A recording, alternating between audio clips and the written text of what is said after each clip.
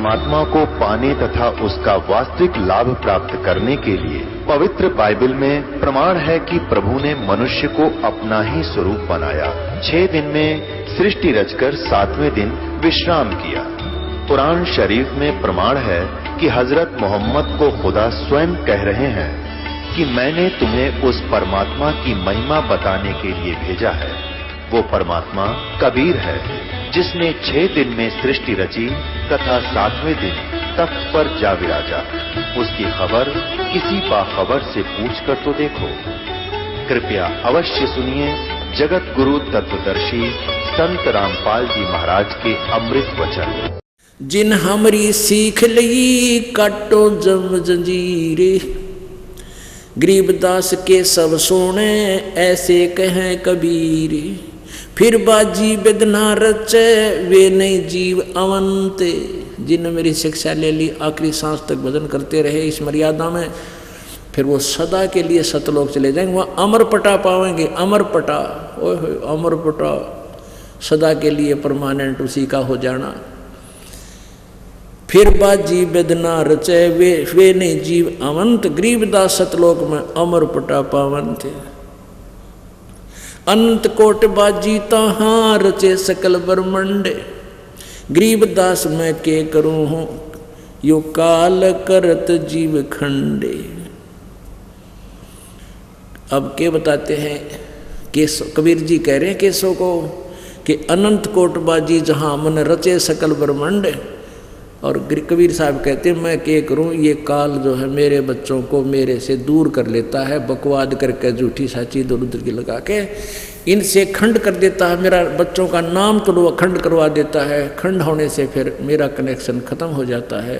एक वचन हुआ था काल से कि जो तेरी बात को माने तेरे, मेरी बात को माने मेरे। अब काल के दूतों के जो ज्ञान को स्वीकार करके यहाँ से छोड़ जाते हैं तो उसके बारे में कहते हैं वो प्यारी आत्मा अब काल के मुंह में चली गई।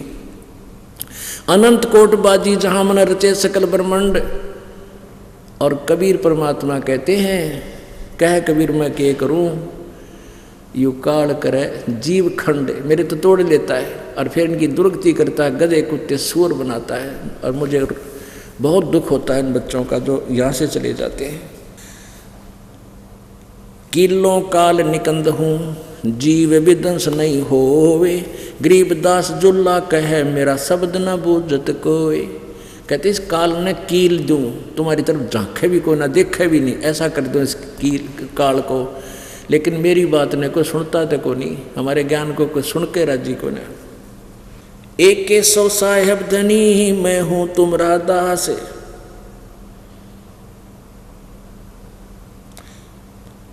मनुष्य जीव क्या बात है पशु पक्षी परवान, गरीबदास जुलाहा कहे कर हूं हंस अमान। केसो सुन केसो साहेब धनी मैं हूं तुमरा दास, गरीबदास तुम हुक्म से काटत जीव की फांस। अब परमात्मा कहते हैं आप मेरे भगवान हो, डबल रोल कर रहे हैं। केसो को कह रहे हैं कि सुन केसो साहेब धनी मैं हूं तुमरा दास, गरीबदास तेरे हुक्म ते मैं काटूं जीव की फांस। अब काम सुन स्वामी साहेब धनी मुझ आजज की कल्प सुन तुम उतरे तत्काल, गरीबदास जुल्हा कहे मग छीना पंथ बाल। सुन स्वामी साहेब धनी करहूं हंस अर्ज अनेक, गरीबदास जुल्हा कहे पूर्ण की ने भेख।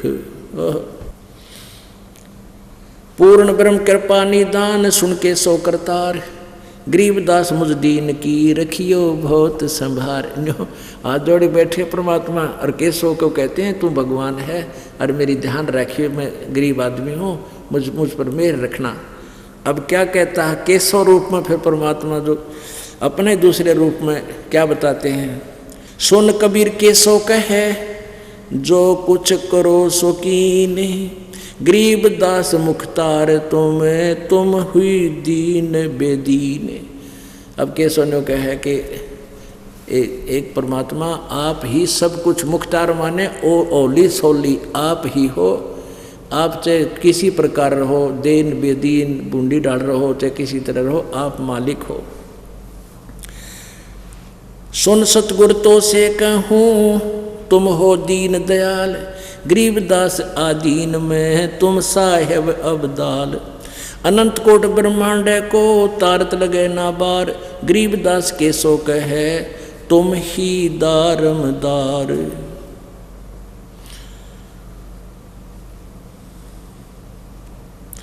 तुम ही दारमदार हो यहाँ कल्प नहीं इंच, गरीबदास के सो कहे ये तुमरे ही परपंच। के सो चले सब धाम को 9 लख बॉडी लीने, गरीबदास बंधन किया बाजत है सुरबीन। केसो और कबीर जित मिलत भी है सब एक, गरीबदास कबीर हरि ही धरते नाना बेखो। या क्लियर कर दिया कि केसो और कबीर जित मिलत भये तहाँ एक, गरीबदास कबीर हरि ये धरते नाना भेख। नाना रूप वो खुद ही बना लेते हैं।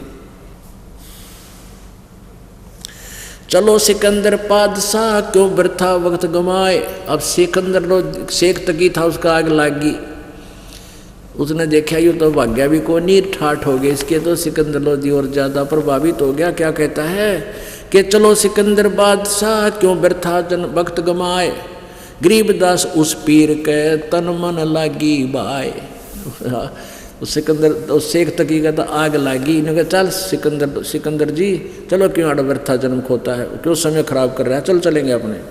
जेता शहर कबीर का हमरे बहुत अनेक, कहते जिसा कबीर का इसे हम राजा हैं, आप राजा हो, हमारे तो पता नहीं कितना धन है, इसके पास क्या है, कुछ भी नहीं है, इसने क्या कर दिया नारा है बहुत तरह का। जेता शहर कबीर का हमरे बहुत अनेक, गरीबदास तकी कह लगी जुबानों में खे। इतने शब्द जब बोले उस शेख तकी ने, उसकी जुबान को पैरालिसिस हो गया। उसके बाद उसकी जबान का पैरालिसिस हो गया, दरंग मार गया, कत्ती उठी नहीं। उसके बाद वो ये शब्द बोले, गूंग भये बोले नहीं नहीं जुबाब जुबान, गरीबदास मारा पड़ा बिन ही सर करो कमान। एता दोष धरे कहाँ, ओए कहता इतना जुल्म कर रहा था उसको कहाँ रखेगा, ऐसा दुख धरे कहाँ ये दगद जमी आसमान। गरीबदास सुने नहीं गूंग द्वार मुख कान, परमानंद की पीठ लगी परवान रे, साहूकार अपार बसे धुन ध्यान रे। सौदागर एक पीठ बनज को आईया, सतगुरु कबीर जा का नाम किन्हें नहीं पाईया।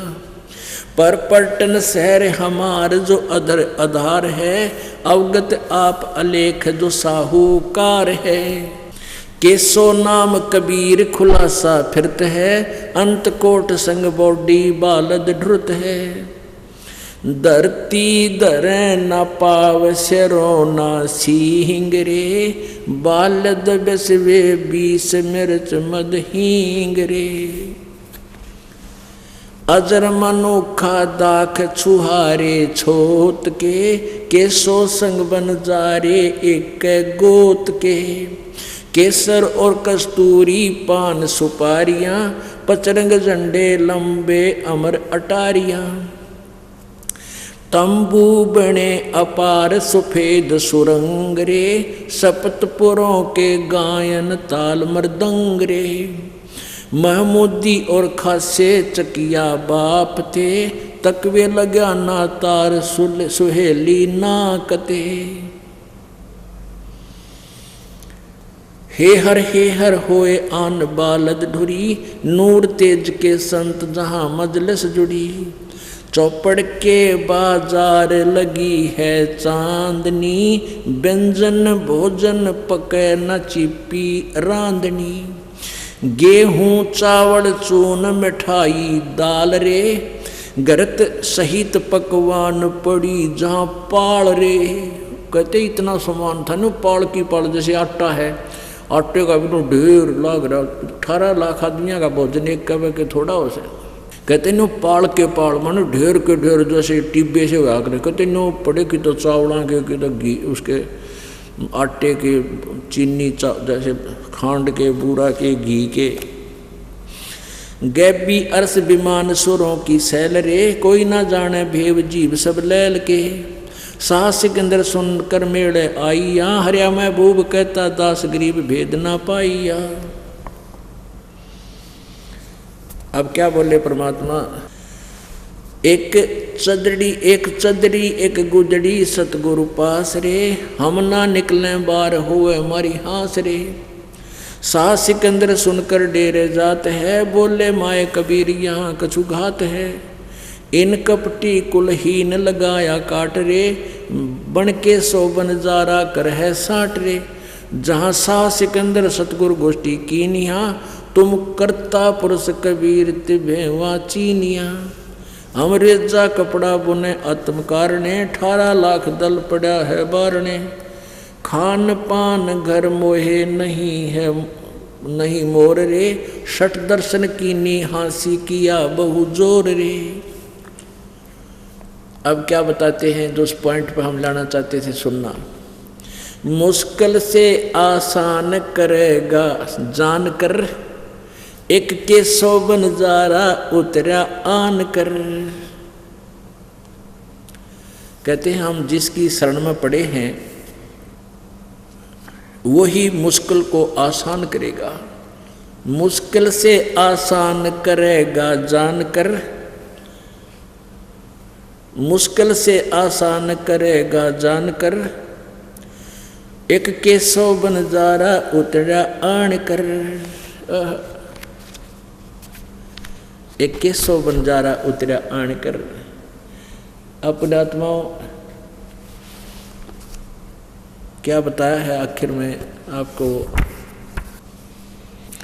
कबीर गोसाई रसोई दीनी आपे के 100 बनकर आए, प्रानंदनी जाके द्वारे बहुविध भेख छकाए।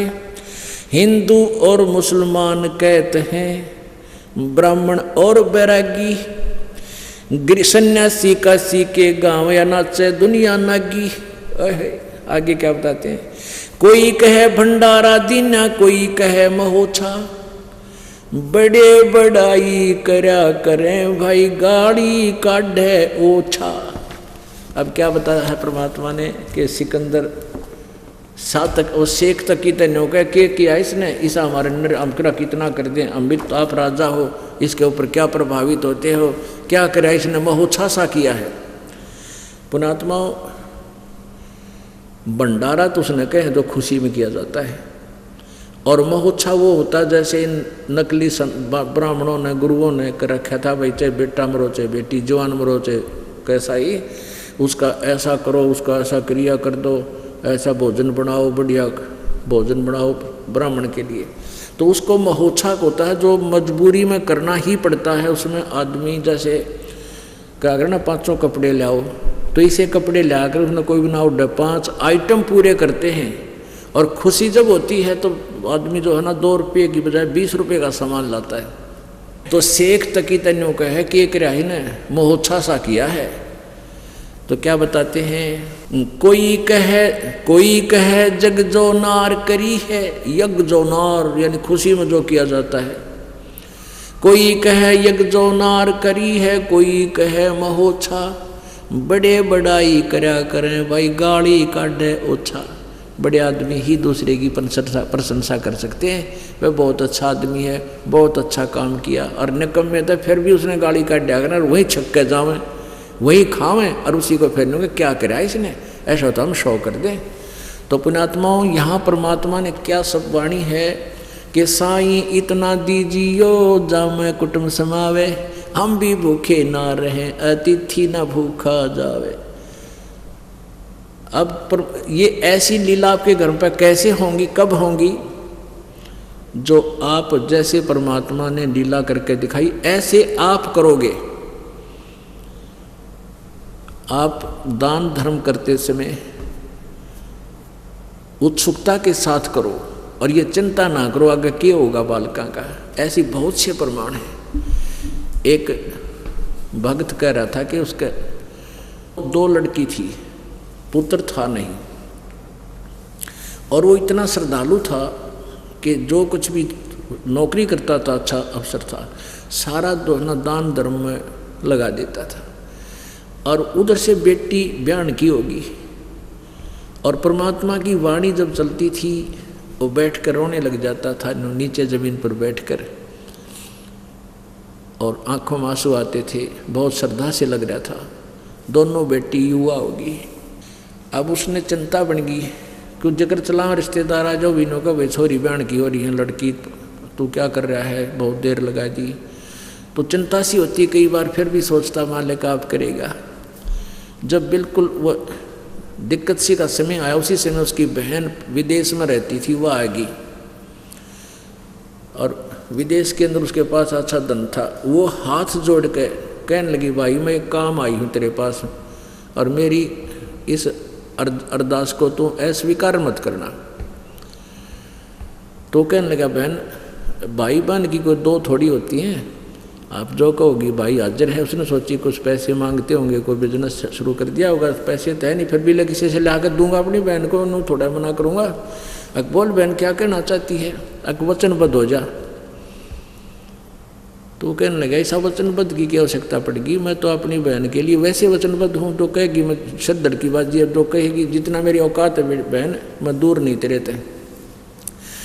तन्यू बोली, इन दोनों पुत्रियों को मेरी झोली में डाल दे और मैं शादी करूँगी, मैंने बालक देख रखे वहाँ लड़के। बता, अब परमात्मा ने कहते बोझ उठा के दर दिया एक तरफ ने, 5 लाख में पांडा ना छूटा हो। और उसी समय न बोली, देख ले बहन तेरी मर्जी, तेरी बेटी किसी तरह कर। तो कहते कल पे कारण कौन है, कर सेवा नहीं काम, मन इच्छा देऊंगा जो पड़े मेरे ते काम। बोलो सतगुरुदेव। परम पिता परमात्मा पूर्ण ब्रह्म, सारी सृष्टि के रचनहार कुल मालिक कबीर देव कबीर साहेब,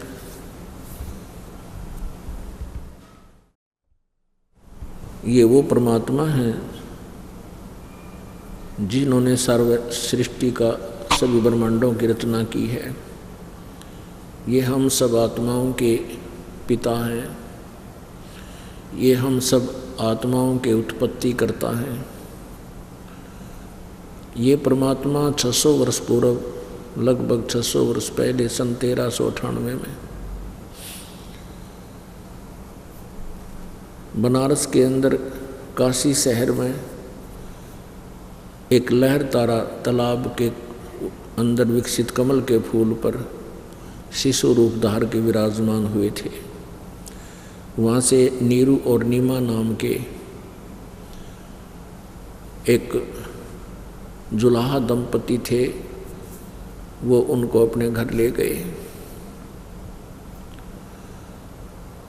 जुलाहे के घर पर प्रवृत्ति की लीला होने के कारण परमात्मा आगे चलकर जुलाहे का कार्य करने लगे। और मूल उद्देश्य उनका जो था कि तत्व ज्ञान प्रचार करूं, अपनी प्यारी आत्माओं को अपने विषय में जानकारी दूं, वो कार्य भी उन्होंने समांतर किया।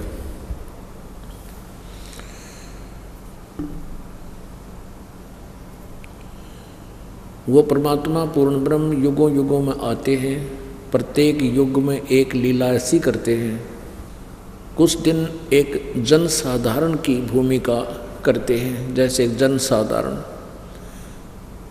एक नेक व्यक्ति जैसे अपने परिवार का पोषण परवरिश करता है, अपने हाथ से नेक नीति से कार्य करता है, अच्छा आचरण रखता है, गुड कैरेक्टर रखता है और परमात्मा की भक्ति भी करता है, तो ऐसे वो परमात्मा प्रत्येक युग में आते हैं और एक लीला ऐसी ही करते हैं। वो परमात्मा पूर्ण ब्रह्म परम अक्षर ब्रह्म सत्य पुरुष जो लीला करते हैं, किया करते हैं, पहले की हैं, तो उनकी जानकारी वेदों में वर्णित है कि परमात्मा की ये पहचान है, वो ऐसे ऐसे लीलाएं किया करते हैं। तो वो सभी दृष्टांत, वो सभी उदाहरण परमेश्वर कबीर जी की लीलाओं के ऊपर खरे उतरते हैं। परमात्मा कबीर जी जब 25 दिन के हो गए थे, जब 25 दिन की लीला में उनका शरीर हुआ, तो 25 दिन तक उन्होंने कुछ भी आहार नहीं किया। नीमा जो नीरू की पत्नी थी और परमेश्वर की मुँह बोली माता जी कहलाई, बहुत चिंतित हुई कि ये बच्चा मरेगा, इस बालक में मेरी ममता घनी होगी और मैं भी साथ मरूंगी। इतना दृढ़ निश्चय कर लिया कि जिस दिन ये बच्चे के शरीर पूरा हुआ उसी दिन मैं भी आत्महत्या करूंगी, मैं जी नहीं सकती संसार में। परमात्मा अंतर्यामी हैं, उन्होंने शिवलोक से शिव जी के अंदर प्रेरणा की कि तेरा एक भक्त, तेरी आत्मा दुखी हो रही है। क्योंकि नीरू और नीमा ये ब्राह्मण कुल में इनका जन्म था। नीरू का नाम गौरी शंकर था, नीमा का नाम सरस्वती था। मुसलमानों ने इनको ज़बरदस्ती मुसलमान बना दिया था क्योंकि ये भगवान शिव के कट्टर उपासक थे, निस्वार्थ भाव से शिव पुराण की कथा किया करते थे और जो पैसा आ जाता था कथा वाचन करने में तो उसको भंडारा में लगा दिया करते थे। अपने घर के खर्च को रखकर बाकी सब भंडारे में लगा देते थे। इतनी नेक आत्मा थी। भगवान शिव जी की ज़्यादा ही वो प्रचार किया करते थे। मुसलमानों ने उनको बाई फोर्स ज़बरदस्ती मुसलमान बना दिया। उनका नाम गौरी शंकर का नाम नीरू रख दिया, सरस्वती का नाम नीमा रख दिया। तो भले ही वो मुसलमान बन गए थे लेकिन फिर भी अंदर से वो अच्छा भगवान शिव शंकर की गई नहीं थी। ऊपर से वो भले ही मुसलमान बने हुए थे, नमाज भी पढ़ने लग गए थे, लेकिन अंदर से कसक भगवान शिव जी की भूल नहीं पड़ी थी। तो अंदर से नीमा ने भगवान शिव को याद किया, है प्रभु या तो ये बालक देना नहीं था और आपने ये खिलौना दिया है, अब लो मत भगवान, दया करो अपनी बच्ची पर, नहीं तो ये आपकी बालक, आपकी बेटी भी खत्म होगी इस बालक के साथ में। ऐसी पुकार की तो भगवान शिव जी अपने शिवलोक से चलकर आए। एक ऋषि, एक संत वेशभूषा बनाई। ब्राह्मण, ऋषि कहो, ब्राह्मण कहो, संत कहो, ये एक ही पर्यायवाची शब्द होते हैं। भगवान शिव जी ने आकर पूछा कि नीमा बेटी तुम रो क्यों रही है?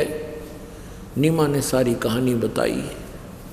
तब शंकर भगवान ने कहा कि दिखाओ तेरा बेटा कहाँ है जो दूध नहीं पी रहा है। नीमा ने वो बच्चा उठा करके और भगवान शिव के चरणों में रखना चाहा। बच्चा अपनी मुँह बोली माता यानी नीमा के हाथ से छूटकर आकाश में खड़ा हो गया। आकाश में कम से कम 5 फुट की ऊंचाई पर। नीमा ने ये कृष्ण सामने खड़े संत का माना। सोचा ये संत बड़ा सिद्धिकारी है और मेरे बच्चे को कितने बड़ा सिद्ध पुरुष है, मेरे बच्चे को कहाँ आकाश में रोक दिया। फिर भगवान शिव जी ने ऐसे हाथ किया, भगवान कबीर जी को गोद में ले लिया बालक को। तब बालक कबीर जी और शंकर भगवान की आंखों में आंखें मिली। 25 दिन का बालक वार्ता करने लगा। परमात्मा ने कहा कि भगवान इनसे कहो एक कुंवारी गाय ले आवे और कुंवारी गाय पर आप अपने हाथ की थपकी मार देना, वो दूध देवेगी, उस दूध को पीऊंगा। ऐसे 7 बार ऐसे चर्चा हुई। फिर परमात्मा चुप हो गए। भगवान शिव जी ने वो बालक लौटा दिया नीमा को और कहा कि अपने पति को बुला और एक कुंवारी गाय लाओ। कुंवारी गाय लाए।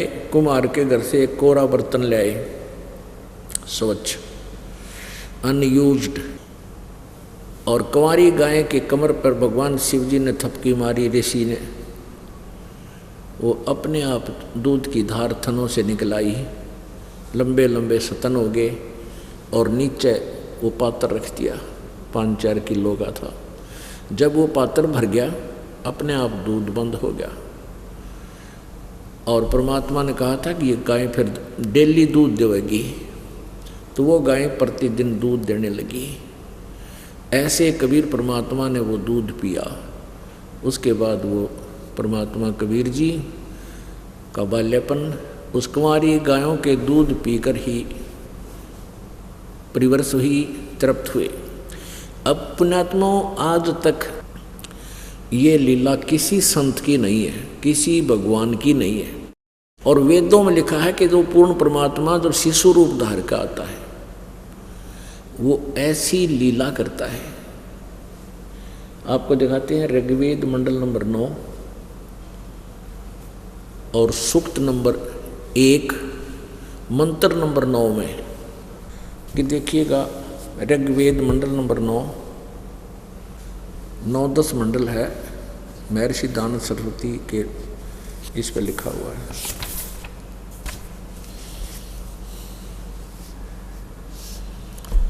प्रकाशक हैं सार्वदेशिक आर्य प्रतिनिधि सभा, महर्षि दान भवन, रामलीला मैदान, नई दिल्ली। ये इनके फोन और फैक्स नंबर हैं।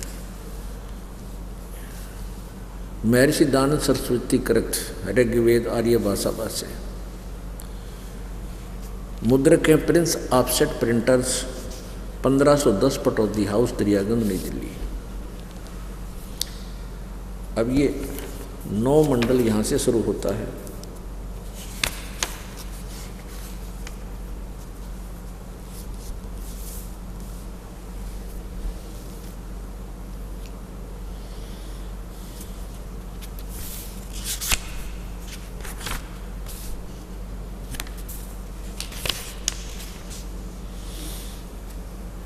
यहाँ देखिए ऋग्वेद मंडल नंबर 9, नवम मंडल।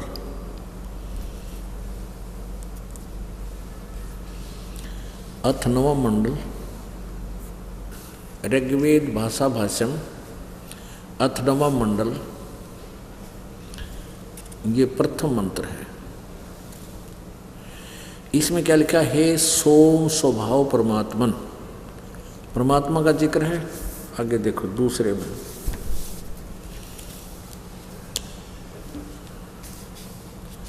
हे परमात्मन, दूसरे मंत्र में हे परमात्मन आप।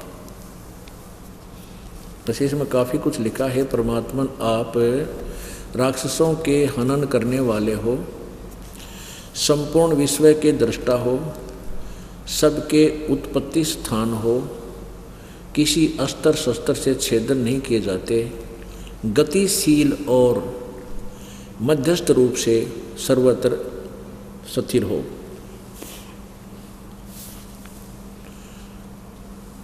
नंबर 2 पढ़ लिया आपने। अब 3 में क्या है? हे परमात्मन, ये दास कैसे इसको सिद्ध करना चाहता है वो दिखाना चाहता है। 4 में ऋग्वेद मंडल नंबर 9 सूक्त नंबर 1 के मंत्र 1 से 4। जो 4 में हे परमात्मन, 5 में हे परमात्मन, 6 में हे परमात्मन, ये 7 है यहाँ पर। अब यहाँ 7 और 8 में इन परमात्मन शब्द छोड़ दिया, पुरुष शुरू कर दिया। यह लिखना था उस परमात्मा को ज्ञान यज्ञ में भली प्रकार ग्रहण करती है। यहाँ पुरुष शुरू कर दिया क्योंकि आगे इन अड़ंगा अड़ाना था ना 8वें में। उस पुरुष को यहाँ लिखना था उस परमात्मा को। उग्र गतियाँ यानी ऐसी विकट परिस्थितियाँ हो जाती हैं, वो परमात्मा को यहाँ आना पड़ता है। उग्र गतियाँ प्रेरणा करती हैं और भासमान शरीर को होय होय बांकुरम धरतिम, भासमान शरीर को, तेज पुंज के शरीर को वह पुरुष प्राप्त होता है। यानी तेज पुंज अन्य तन देह धरकर वो ईश्वर धाम को भेंट ही प्राप्त होता है।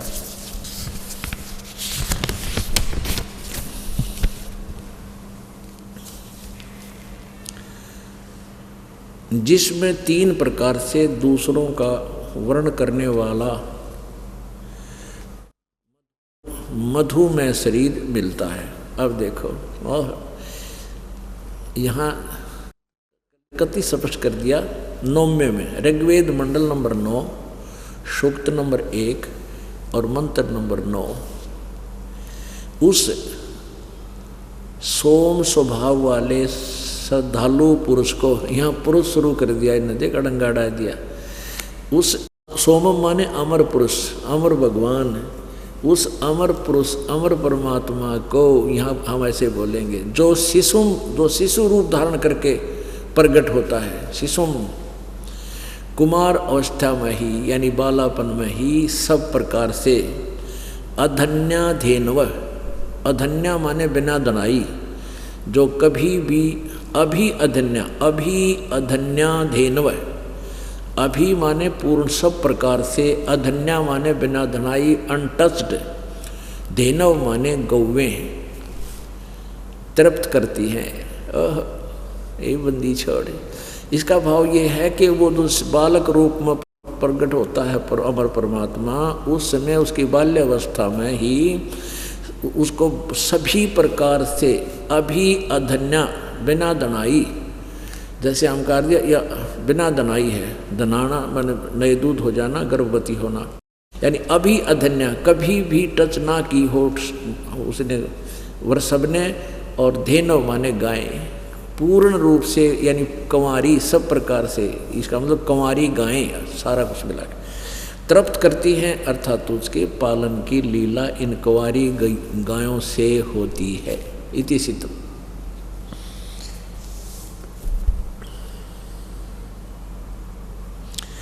उसका उद्देश्य क्या होता है परमात्मा का यहाँ आने का? अगले 10वें मंत्र में कहा है, ऋग्वेद मंडल नंबर 9 सूक्त नंबर 1 मंत्र नंबर 9 आपने पढ़ लिया कि कुंवारी गायों से उस शिशु रूप में प्रकट परमात्मा की परवरिश होती है।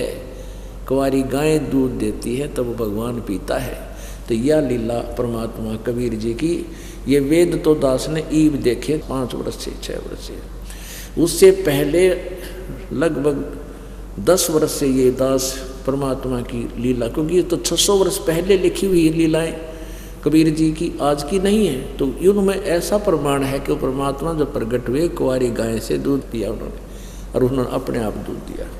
अब वो किस उद्देश्य से परमात्मा यहाँ आते हैं ये देखिएगा, ऋग्वेद मंडल नंबर 9 सूक्त नंबर 1 और 9 आपने पढ़ लिया।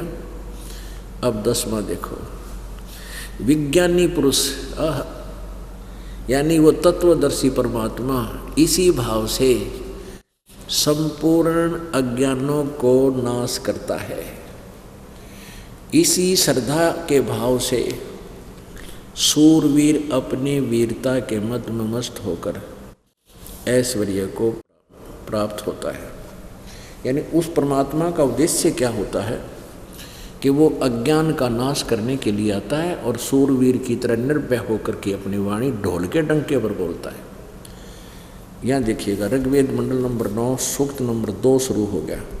ऋग्वेद मंडल नंबर 9 सूक्त नंबर 2 मंत्र नंबर 1 में, हे सोम स्वभाव और दिव्य गुण युक्त परमात्मन, आप हमें पवित्र करें, और ऐश्वर्य युक्त परमात्मन आप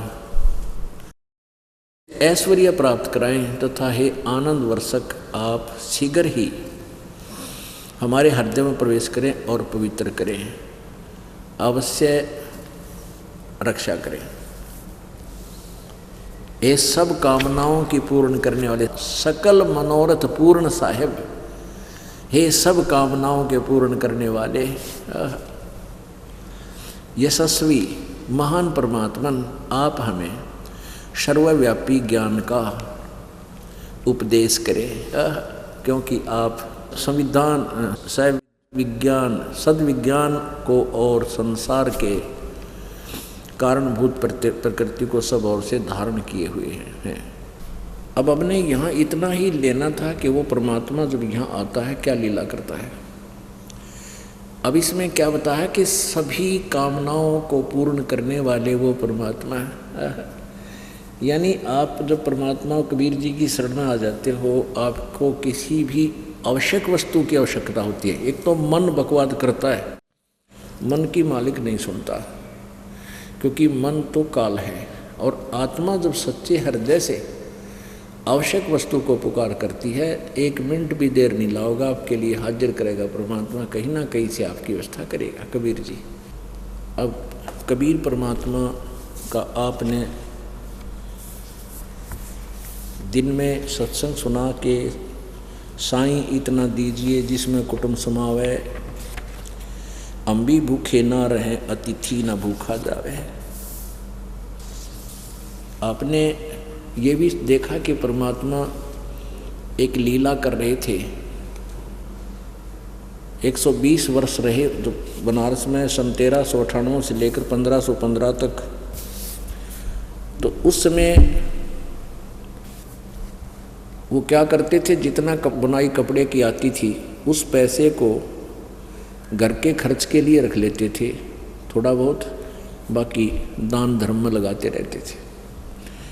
और फिर परमात्मा ने लीला करके दिखाई, हमें ये उदाहरण दिया कि तुम इसी प्रकार मुझ पर विश्वास रखो और जैसे हम बता रहे हैं ऐसे क्रिया करते रहो।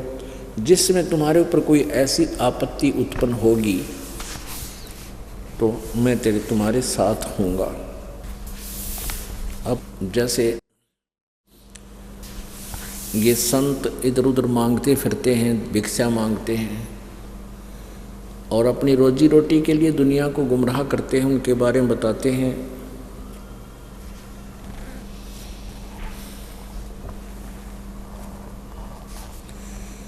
क्या बताते हैं, नट पेरना कांजर सासी मांगत हैं बठियारे, जिनकी तारी लागी तो तुम्हें वो मोती देवे उधारे।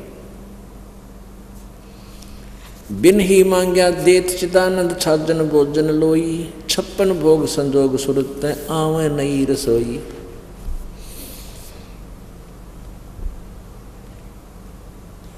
आपसे आवे रतन बराबर मांग्या आवे लोहा, लक्षण नहीं जोग के जोगी जा बस्या बन खोहा। एक मांगे एक बक्सा घाल ले पामर खावे प्रीत बिना, शब्द हमारा बूझो भाई समझ न आवे अतीत बिना। टूका कारण फिरे कुकरा 70 घर फिर आवे, ये तो लक्षण नहीं साधु के क्यों बाणा बिरद लजावे। परमात्मा कहते हैं जैसे रोटी के एक टूक के लिए कुत्ता फिरता है, 70 ग्राम धक्के खा ले, ऐसे एक संत के बाणे में, साधु के बाणे में टूक मांगता फिरे है। कहती ये लक्षण नहीं संत के, क्यों भगवान को भी तो लज्जा रहा है। टूका कारण फिरे कुकरा 70 घर फिर आवे, ये तो लक्षण नहीं साधु के क्यों बाणा बिरद लजावे। जिनको आत्मज्ञान नहीं वो मांगते हैं भाई, और चावल चून इकट्ठा करके वह ब्याज बधावें जाई। परमेश्वर पद से महरम नाही, गृहस्थी आन उपासी, जाकी भिक्षा संत ना खावे पड़े काल की फांसी। अब क्या बताते हैं साधु संत भक्तों के विषय में, जो सत भक्ति करते हैं कि जो परमेश्वर पद से महरम नाही। परमात्मा हमें ये बताना चाहते हैं, ये इतनी गूढ़ वाणी है परमात्मा की, इतना गूढ़ वेद है, ये 5वां वेद सूक्ष्म वेद, ये सच्चिदानंद घन ब्रह्म की वाणी है, जिसके विषय में गीता जी अध्याय नंबर 4 के श्लोक नंबर 32 में कहा है कि परमात्मा जो आध्यात्मिक अनुष्ठान के विषय में 25 से लेकर 31 तक जो वर्णन किया है, वो कोई कैसी साधना करता है, कोई जैसी ऐसी करता है, लेकिन सभी अपनी साधना को पाप नाशक जानते हैं। लेकिन विशेष विवरण उस ब्रह्मण मुखे माने सच्चिदानंद घन ब्रह्म द्वारा अपने मुखारविंद से उच्चारित वाणी में, यानी कबीर वाणी में विशेष वर्णन है। उसको गीता जी अध्याय नंबर 4 के श्लोक 34 में कहा कि उस तत्व ज्ञान को तू तत्वदर्शी संतों के पास जाकर समझ, उनको दंडवत प्रणाम करने से, कपट छोड़कर प्रार्थना करने से प्रश्न करने से फिर वो तत्वदर्शी संत तुझे बताएंगे। ये वो वाणी है। परमेश्वर पद से मैं रम नाही गिरही आन उपासी, ताकि भिक्षा संत ना खावे भगत ना खावे, वह पड़े काल की फांसी। जो आन उपासना करते हैं, परमात्मा की भक्ति नहीं करते हैं, कहते उनका तो टूक भी नहीं खाना चाहिए, उनकी तो भिक्षा भी नहीं खानी चाहिए, ताकि भिक्षा संत नहीं खावे, पड़े काल की फांसी। अब एक तो ईश है, सेकंड नंबर का ईश्वर है, और तीसरे नंबर का लास्ट परमेश्वर है। जैसे ब्रह्म, फिर परब्रह्म, और तीसरा पूर्ण ब्रह्म, परम अक्षर ब्रह्म, ये तीन परमात्मा है। ब्रह्म ईश ब्रह्म है, जिसको काल भी कहते हैं, 21 ब्रह्मांड का स्वामी है। और परब्रह्म इसको अक्षर पुरुष भी कहा है, गीता जी अध्याय नंबर 15 के श्लोक नंबर 16 में। और ये सात संख ब्रह्मांड का स्वामी है। और तीसरा परम अक्षर ब्रह्म, पूर्ण ब्रह्म, सतपुरुष कहो, ईश्वर, परमेश्वर। तो फर्स्ट नंबर ये असंख्य ब्रह्मांड का स्वामी है। फर्स्ट नंबर का ईश, इसको ब्रह्म भी कहते हैं, केवल 21 ब्रह्मांड का स्वामी है, मालिक है, प्रभु है। और सेकंड है ईश्वर, यानी ईश से श्रेष्ठ, वर माने श्रेष्ठ। और इसको परब्रह्म भी कहते हैं, अक्षर पुरुष भी कहते हैं, अक्षर ब्रह्म भी कहते हैं। ये केवल 7 संख ब्रह्मांड का स्वामी है। और तीसरे नंबर का परमेश्वर, ईश, ईश्वर, परमेश्वर, जो असंख्य ब्रह्मांड का स्वामी है। तो यहाँ क्या कहते हैं, जो इस परमेश्वर के अतिरिक्त जो अन्य पूजाएं करते हैं, परमेश्वर पद से महरम नाही, महरम, महरम माने पूर्ण परिचित नहीं है, जिसका महरमी, महरमी माने भाई तुम इसके विशेष गूढ़ रहस्य को, गूढ़ ज्ञान को समझता हो, पूर्ण परिचित। महरम माने महरम, यानी मैं इसके महरम को जानता हूँ। परमेश्वर पद से महरम नाही गिरही आन उपासी, जाकी भिक्षा संत न खावे पड़े काल की फांसी। डूम भाट बैसा सांसी का पैसा जाके आवे, बिन ही बूझे जात नरक में नीच धान जो खावे। डूम भाट बैसा सांसी कहते इस प्रकार के जो व्यक्ति हैं, ऐसा कर्म करते हैं, तो उनका भोजन खाने से कहते बिना बूझे नरक में जाओगा इंसान। नट पेरना कांदर सांसी ब्राह्मण बुरा कहावे, कसाई डाकौत बराबर सब बढ़िया कह जावे। ओह, नट पेरना कांदर सांसी, ये ब्राह्मण बुरा कहावे। और कसाई डाकौत बराबर, डाकौत जो है कसाई बराबर है, और जो सब बढ़िया कह जावे। अपने आत्माओं नट पेरना कांदर सांसी, और ब्राह्मण, ब्राह्मण को बुरा कहा है मालिक ने। अब जैसे कबीर जी की वाणी को, परमेश्वर की वाणी को बताकर हम छोड़ दें तो दुख होए आप जी को, क्योंकि ब्राह्मण हिंदू समाज का गुरु जी कहलाता है। लेकिन ये इनकी हिस्ट्री में ही लिखा, जिसको हिंदू समाज जिन ग्रंथों को सत्य मानता है। अब यहाँ दिखाना पड़ेगा, क्योंकि ये एक ऐसा जटिल प्रश्न है, अगर समय पर समाधान नहीं हुआ तो ये मार्ग में बाधक बन जाता है। ये देखिएगा, श्रीमद् देवी भागवत, गीता प्रेस गोरखपुर से प्रकाशित है।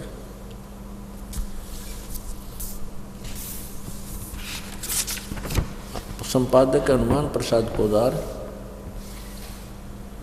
और चिमन लाल गोस्वामी। प्रकाशक एवं मुद्रक हैं गीता प्रेस गोरखपुर, गोविंद भवन कार्यालय कोलकाता का संस्थान।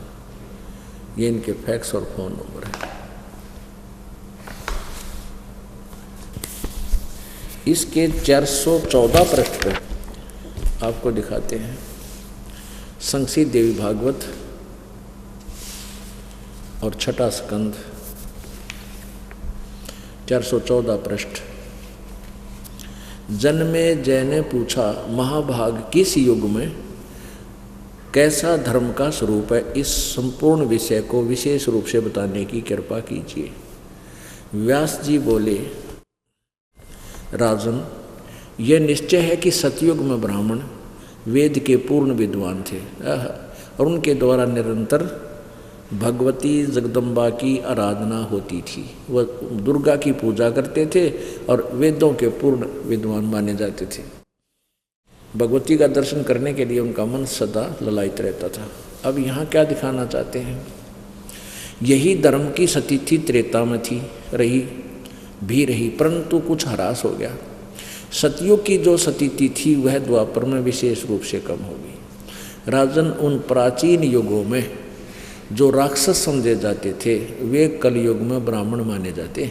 ओए होए, क्योंकि अब के ब्राह्मण प्राय पाखंड करने में तत्पर रहते हैं, दूसरों को ठगना, झूठ बोलना और वैदिक धर्म कर्म से अलग रहना कलयुगी ब्राह्मणों का स्वाभाविक गुण बन गया। अपने आत्मा ईविया जच जाएगी, परमात्मा की वाणी अपनी जगह बना लेगी कि ब्राह्मण के विषय में क्या बोल रहे हैं परमात्मा। नट पेरणा कंदर सांसी ब्राह्मण बुरा कहावे, कसाई डाकोत बराबर सब बढ़िया कह जावे। ये डाकोत कहते हैं, कसाई कैसे हैं, मांग कर डरा धमका कर किसी ने तरह न्यू हो जाएगा, ग्रह चढ़ रहे हैं, फलाना चढ़ रहे हैं, और फिर वहाँ से लेकर पैसा, आटा चावल नमक कुछ भी मिल जाओ न तो, और फिर बेच के लाला जी के, और फिर कोई बूटी लाओगा या ब्याज पर पैसे देगा।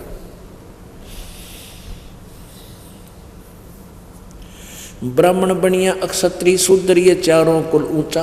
देखो वाणी में कितना अंतर है पुण्यात्मा। ब्राह्मण बनिया, अक्षत्री शूद्र, वैश्य कहो चाहे बनिया कहो, ये चारों कुल ऊंचा। अभी नकलिया नतनियों का रखा शूद्र वर्ण तो जो है ना ये नीचा कुल है, शूद्र नहीं। अपने अपने कर्म को जो निष्ठा से कर रहा है, सभी का कार्य करने योग्य है, कर्तव्य कर्म है, और कोई ऊंचा नीचा नहीं। जिसका जो कर्म है वो सही कर रहा है अपने निभाकर, कहते ये चारों कुल ऊंचा।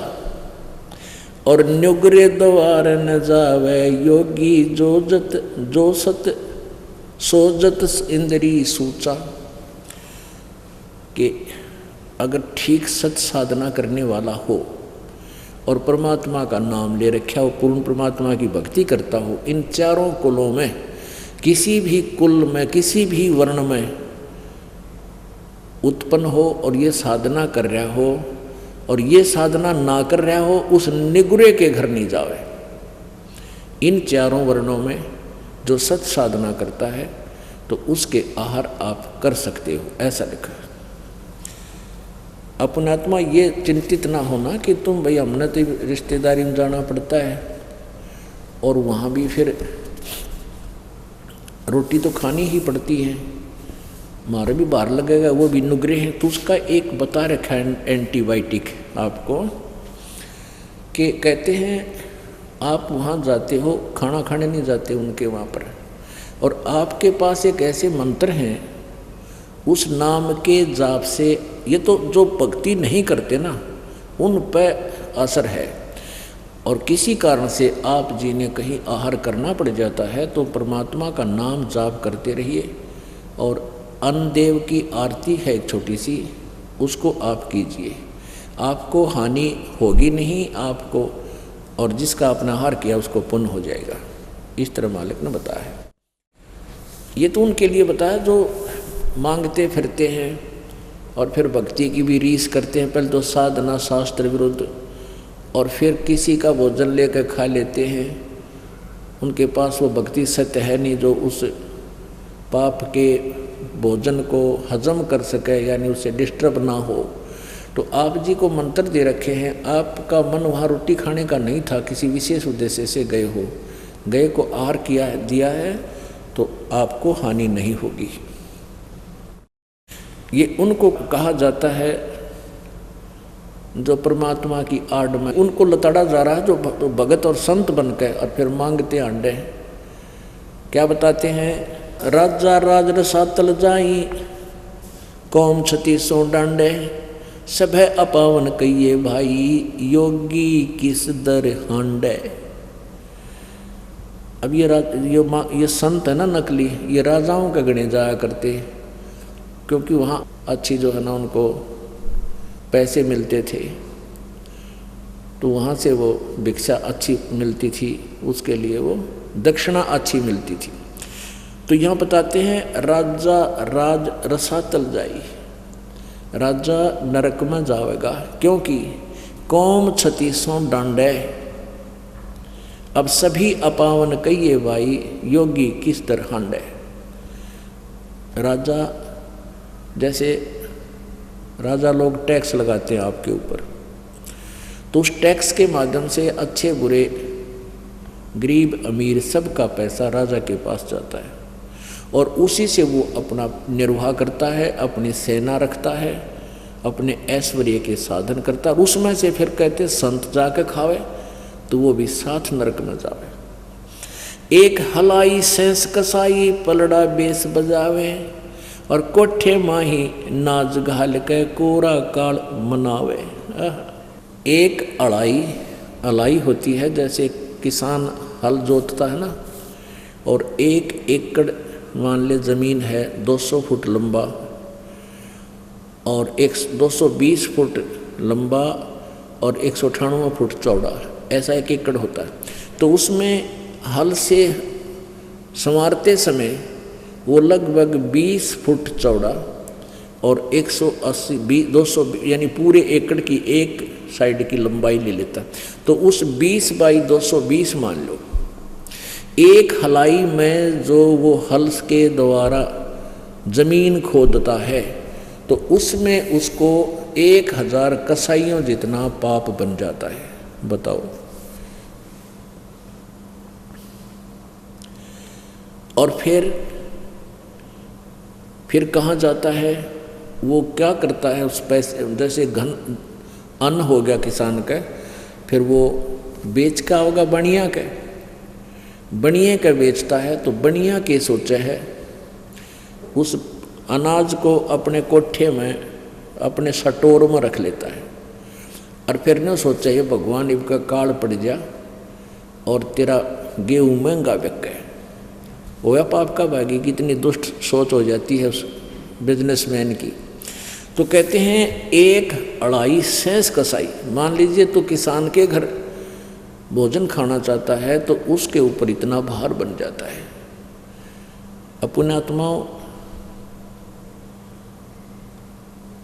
ये अध्यात्म ज्ञान है, ये तत्व ज्ञान है। इस तत्व ज्ञान को समझने के लिए आपको धैर्य रखना पड़ेगा, डगमग नहीं होना, घबराना नहीं। अब जैसे आप जाते हो किसी के घर, खाना भी खाना पड़ता है, किसान के घर भी जन्म है लोगों का, और भी बनिया के घर भी जन्म है। तो जैसे हम प्रतिदिन कपड़ा पहनते हैं, और ये मैला हो जाता है, स्वाभाविक है, तो इसको धोने के लिए साबुन और जल का प्रयोग किया जाता है, ये स्वच्छ हो जाता है। ऐसे आपको एक मंत्र दे रखा है सतनाम। इस सतनाम के जाप आपके ऊपर ये भार नहीं बनेगा।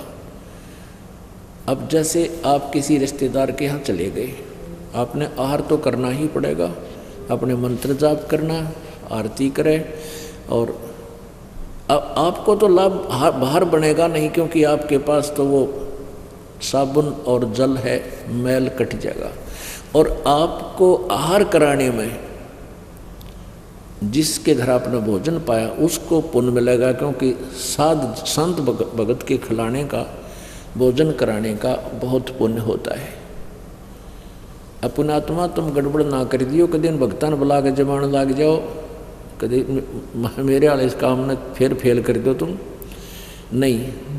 अपनी भक्ति करो, सब न राम नाम पर ला दो, और वो भी भक्ति भी। तो फिर वो दूसरा तरीका, पहले क्या था, या परमात्मा आते हैं एक सुचारू, स्वयं आते हैं या मेरे जैसे दास को भेज देते हैं, ज्ञान वही होता है, परमात्मा विधान वही होता है, अप्लीकेबल वो खुद भी करते हैं, अपने नुमाइंदे रिप्रेजेंटेटिव से भी उसको वो सुचारू करवा देते हैं, लागू करवाते हैं।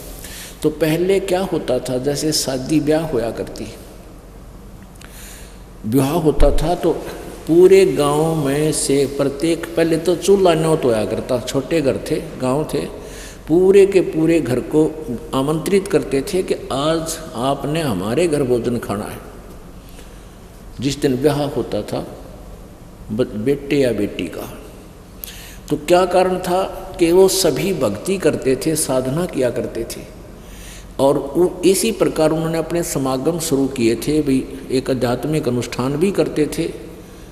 जोत तो अभी भी लगाते, भंडार जब करते हैं ना, ये विवाह शादी में जब जलेबी लाडू बनाते हैं, कहीं रखते हैं, तो जोत अब भी जलाते हैं उसमें। तो अब तो वह लकीर पीट रहे हैं, और आज तुम्हारा खाका ये मैं तुमने बोला, मैं तुम्हारे खाका आया था, इसलिए वो एक परंपरा बनी। पहले ये उद्देश्य था कि सभी भक्ति करते थे और भक्तों को अपने घर पर बुला के आहार कराया करते थे। तो ऐसे फिर वो कभी उनके होता था, वो भी यही लालच करते थे कि सारे भक्त आवें, भगवान की यहाँ चर्चा चलावें, अन्न खावें, संत को खिलाने का लाभ मिले। तो ये परंपरा चलती चलती फिर इतनी बिगड़ गई, फिर न्योते शुरू हो गए। तुम वो न मारे न्योता दिया था, मैं भी उनके दे का हूँ, अन्यथा नहीं। तो ये प्रोग्राम तो पहले बिगड़ का बिगड़ा हुआ रूप हो गया। तो ऐसे आप अपनी भक्ति करते रहिए, आपको हानि नहीं होगा। जैसे ये दास आपको मना करता है कि जो कोई धार्मिक अनुष्ठान करते हैं, आन उपासना करने वाले, वहाँ आपको नहीं जाना चाहिए, उस दिन आहार नहीं करना चाहिए वहाँ पर, क्योंकि उस दिन वहाँ जाने में आपका सहयोग होगा उस शास्त्र विरुद्ध साधना में। गीता जी अध्याय नंबर 16 के श्लोक नंबर 23 में कहा कि शास्त्र विधि को त्याग कर जो मनमाना आचरण करते हैं,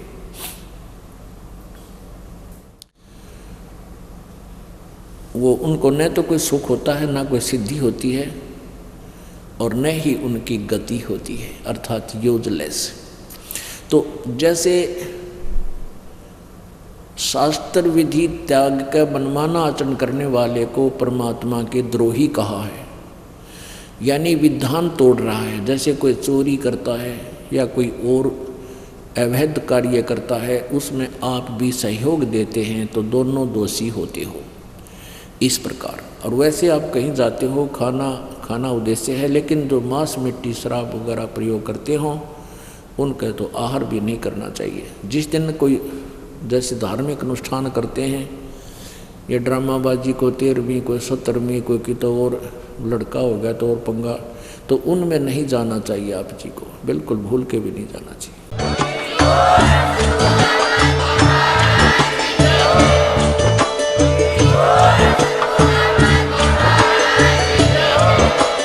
आप सुन रहे थे जगत गुरु तत्वदर्शी संत रामपाल जी महाराज जी के मंगल प्रवचन। अधिक जानकारी के लिए विजिट कीजिए हमारी वेबसाइट www.jagatgururampalji.org। संत रामपाल जी महाराज जी के शुभ आशीर्वाद से पूरे विश्व भर में 500 से भी ज्यादा नाम दीक्षा केंद्र हैं, जिन पर संत रामपाल जी महाराज जी द्वारा ऑनलाइन निःशुल्क नाम दीक्षा दी जा रही है। अपने नजदीकी नाम दीक्षा केंद्र का पता करने के लिए संपर्क करें 8222880541।